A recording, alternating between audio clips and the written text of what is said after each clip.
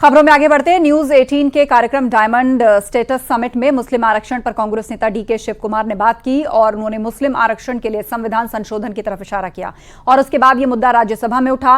राज्यसभा ने पहले संसदीय कार्य मंत्री किरेन रिजिजू ने सवाल उठाए और फिर जेपी नड्डा ने कांग्रेस को घेरा और कांग्रेस पर संविधान बदलने की बात कही। कांग्रेस की तरफ से मल्लिकार्जुन खड़गे ने जवाब दिया और खड़गे ने कहा कि अंबेडकर के बनाए संविधान को कोई नहीं बदल सकता।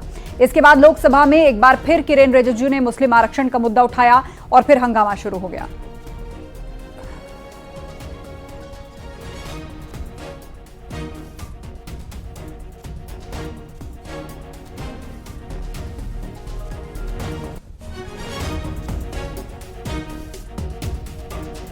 और अब आपको डीके शिव कुमार का बयान सुनाते हैं।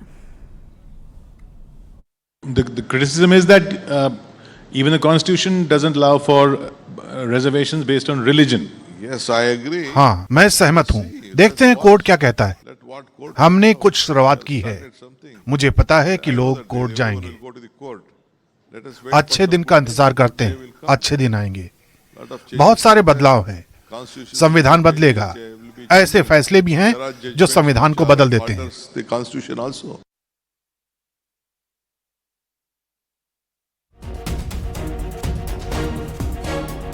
संसद में हंगामा बढ़ा तो डीके शिव कुमार मीडिया के सामने आए। उन्होंने अपने बयान को तोड़ मरोड़ कर पेश करने का आरोप लगाया। डीके शिव कुमार ने कहा कि उन्होंने कभी संविधान बदलने की बात नहीं की।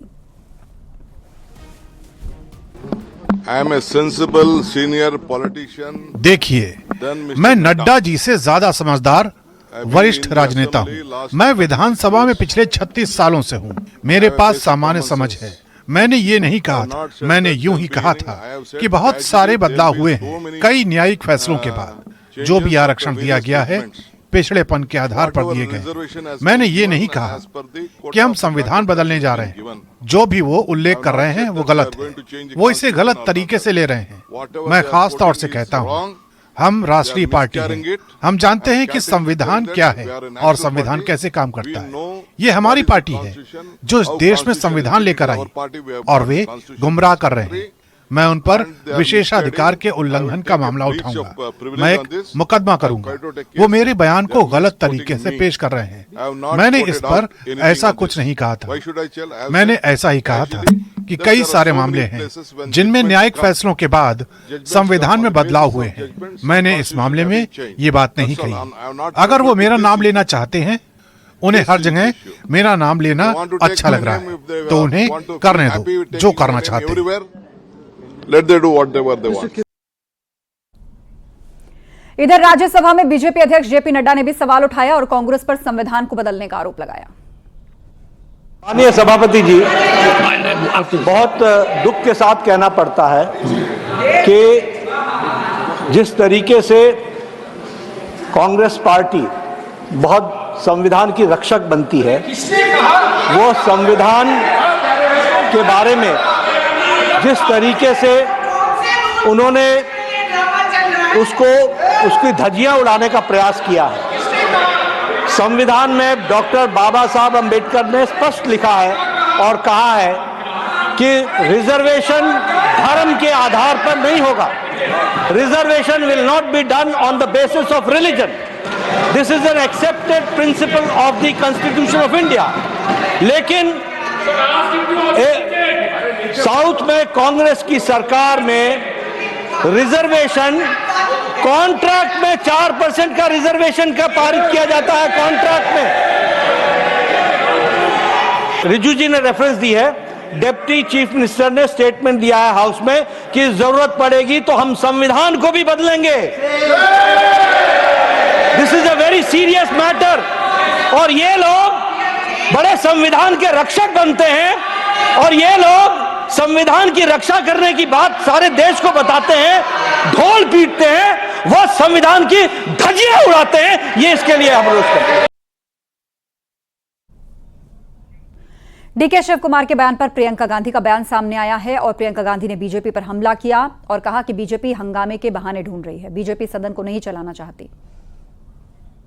Rakkas in Lok Sabha regarding 4% Muslim reservation. They made up their mind that they don't want the house to function.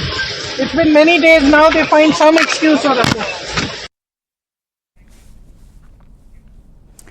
JP Nadda ने कांग्रेस पर सवाल उठाया तो कांग्रेस की तरफ से मल्लिकार्जुन खड़गे जवाब देने के लिए खड़े हुए। उन्होंने कहा कि संविधान को कोई बदल नहीं सकता। खड़गे ने कहा कि हम यहां संविधान को बचाने के लिए हैं। संविधान पर बयान, संसद में संग्राम। मल्लिकार्जुन खड़गे का बयान, संविधान को कोई नहीं बदल सकता। मैं यही कहूंगा, कौन सा वो आदमी जिनको कहा देश का संविधान बदलने वाले हैं। देश का संविधान जो डॉक्टर बाबा साहब अम्बेडकर ने बनाया वो कोई बदल नहीं सकता। रिजर्वेशन भी कोई खत्म नहीं कर सकता। और उसकी रक्षा के लिए हम कन्याकुमारी से कश्मीर तक हमने पूरा भारत जोड़ो यात्रा की। ये भारत तोड़ो करने वाले ये सब रिजर्वेशन के धज्जे उठाने वाले लोग हैं। कोई अधिकार नहीं है, उसको पता नहीं है। कोई मेरे पार्टी का भी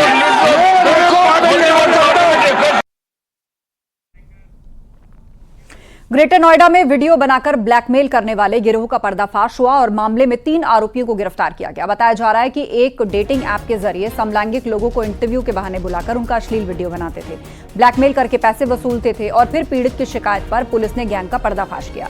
पूरा मामला फेज 2 थाना क्षेत्र का बताया जा रहा है। 22 मार्च 2025 को थाना फेज 2 पर सूचना मिली थी कि एक व्यक्ति जिसके द्वारा जिसने एक्सटॉर्शन की शिकायत करी और उसके द्वारा कुछ ऑनलाइन पेमेंट भी किए गए, जिसके द्वारा हमने इन तीनों लोगों को गिरफ्तार किया। वादे एक सूचना दी कि उसके साथ जबरदस्ती इन लोगों ने पहले बातचीत करी और उसके बाद कुछ समलैंगिक वीडियो बनाए, जिसको वायरल करने के नाम पर ये लोग लगातार वादी को धमकी दे रहे थे।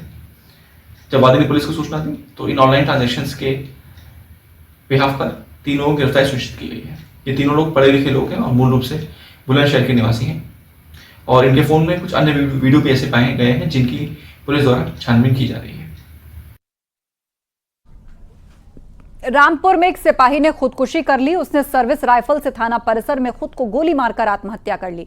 सिपाही अंकित सिंह टांडा थाने में ड्यूटी पर तैनात था। वो बुलंदशहर का रहने वाला था और 2018 में पुलिस में भर्ती हुआ था। इसकी सूचना मिलने पर एएसपी और टांडा के सीओ मौके पर पहुंचे और पूरी घटना के बारे में जानकारी ली। पुलिस ने शव को पोस्टमार्टम के लिए जिला अस्पताल भेजा है।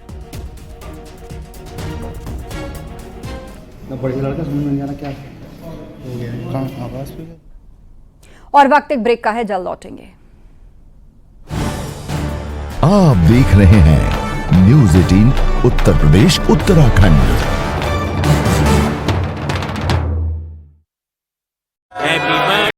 आप देख रहे हैं न्यूज़ 18 उत्तर प्रदेश उत्तराखंड।